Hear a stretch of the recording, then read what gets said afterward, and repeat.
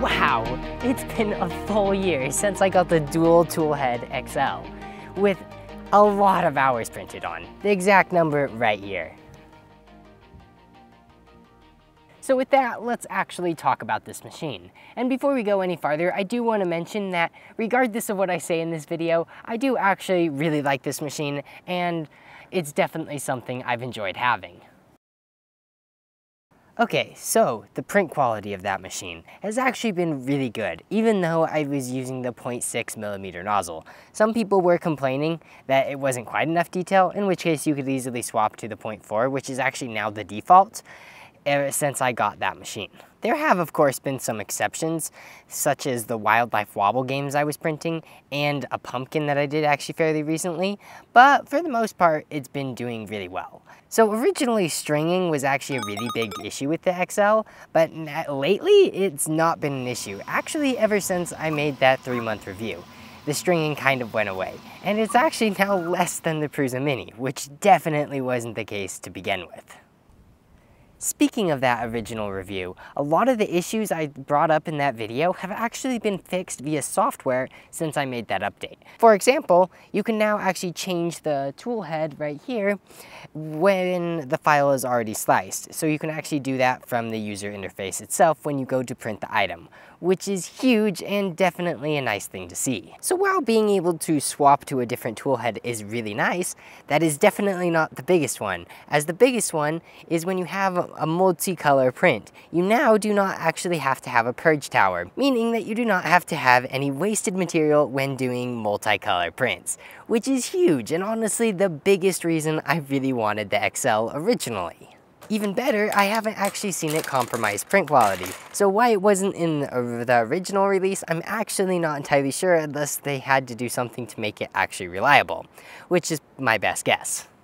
Another really important software-related improvement is the ability to cancel certain objects if you have a large batch printing on the XL, which for me, I actually do that quite a lot, especially with the Etsy orders and things like that. So it's really crucial for me. And the fact that you could do it now is really nice. And to see it on the other Prusa machines as well is another sign that the XL will definitely continue to get software improvements. Only thing is that currently as it is, it could definitely be improved, as having a better UI for canceling objects would be really nice, as right now it's really only reliable to do it with cancel current, which isn't always ideal, especially with a lot of parts. They also added the ability to choose what filament sensor you actually want working, whether it's the first one up here or the second one that's over there on the side. This is important because it allows you to help alleviate that PTFE tube issue that I mentioned at least a little bit. This PTFE issue is that it's super long, meaning that you end up wasting a lot of material when it unloads because it would take that second one. Now you can disable it and actually just unscrew this top, which is still kind of a pain, and then just put it back in, but it at least saves material. Though, granted, I still think the best solution would be doing that cool PTFE tube mod that I mentioned in that original video. Yeah, the PTFE tubes are still a pain, even if they don't waste as much filament. Also, one other thing they didn't add that I mentioned in that video was the lights. Those lights still don't have any more control, which is kind of sad because I've also seen that they have different colors aside from just white, so why they don't do anything? I guess it's probably just because it's not on their priority list, which I guess if they're fixing more crucial features like they have been doing, I'm fine by that. Also, input shaper. That has been a fantastic feature that has definitely increased the speed of the Prusa XL. It went from being pretty slow and definitely below average to probably more of an average machine, which for a large printer like this is definitely needed. Also, I've not had any problems with it, so that's a win. So yeah, all of this is actually really encouraging and gives me hope for the future of this machine. But yeah, with that more positive note, we now move on to the biggest issue, which isn't so great. So the big issue. And it's actually been reliability, which is really annoying because for this machine, that was honestly what I was most excited about. Getting a large machine that could be a total workhorse and I could depend on without any troubles. Thing is that hasn't entirely been the case. While it has certainly been more reliable than some of my Creality printers I've had, it's still not ideal, and it's really started to show these issues ever since I made that 3-month review. When I made that 3-month review, I mentioned the first layer having some issues, but at the time that wasn't really much of a complaint.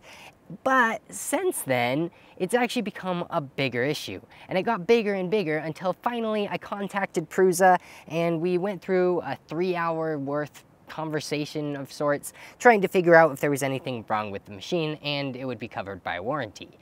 Turned out there wasn't, and then actually a couple days later I got a blob of death. And that was when I made the video, and I didn't really emphasize the fact that I did actually contact Prusa beforehand trying to work it out, and that was when I was complaining about warranty. But regardless, the first layer wasn't working, so I ended up fixing that blob of death, which fixed the wire issue because I had to replace that. And then I also got a new bed, which has actually made the first layer less noticeable, so it has been slightly more reliable with that. But still, occasionally, it's really weird because randomly I'll go to print and the first layer won't work. In fact, I actually had one a couple days ago, and it looks like this. Yeah. Not sure entirely what that is caused from. And then the weirdest thing about it is I'll actually go just in the printer and go back and then reprint it and it will work. And I'm like, what in the world? It makes no sense. Hence the reason I'm calling it a reliability issue. Luckily, I have learned my lesson since that original blob of death, but it's honestly just really annoying that I even have to face this, as even the Prusa Mini, with its older way of doing things with the first layer, is now more reliable, as at least I can adjust it, and once it's adjusted, I don't really have to touch it for a couple months. Unlike the Prusa XL, which I now have to randomly rerun it because the first layer doesn't work. Why? No idea. Even this would be less of an issue if only the Prusa XL didn't take an entire 10 minutes to go through its calibration. Granted, that's probably on the longer end, as this print that I timed it on was using the entire bed, but still, the first layer calibration to actually level the bed in the first place takes forever. Way longer than I feel like it honestly should.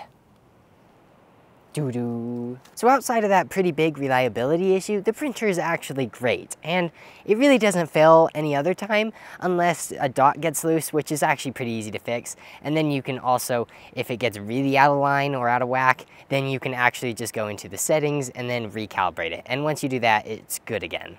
But outside of all of that, the printer is amazing, and I'm able to print things like those shoes, which wouldn't really work on any other printer, as they just aren't quite large enough. And I can do things like this with the multicolors, which is honestly just so cool. And even in terms of reliability, it's still more comparable to any other machine. It's just, for such an expensive machine, I would expect it to be better. That all said, I am one of the first beta testers in a way, as I did get one of the first ones. So hopefully the main issues that I've had aren't really an issue for most people. Anyways, thanks so much for watching. I hope you found this informative, and if you have any questions, feel free to ask. Hopefully either I or someone in the comments will answer them. Also, for those curious, I still would get this machine, even if I knew the issues that I would have, purely for the fact that it has allowed me to ramp up Etsy production and items for the visitor center I've been selling, particularly Potato Waiter and Wildlife Wobble, and it's been really fun to play around with. So with those things, it's been worth it for me. Well, it's been fun using the XL. Now it's time for me to go off to university, so hopefully I'll get to play around with it sometime again in the future. Also, as far as university, that is also why, if you are really noticing, I didn't actually have this for an entire year, as I got it August 19th, I think, so a little less, but practically a year. Hopefully when I get to use it again, I'll be able to actually finish that shoe project, as that's something I definitely want to finish. Well, see ya. Okay, this is kind of cool.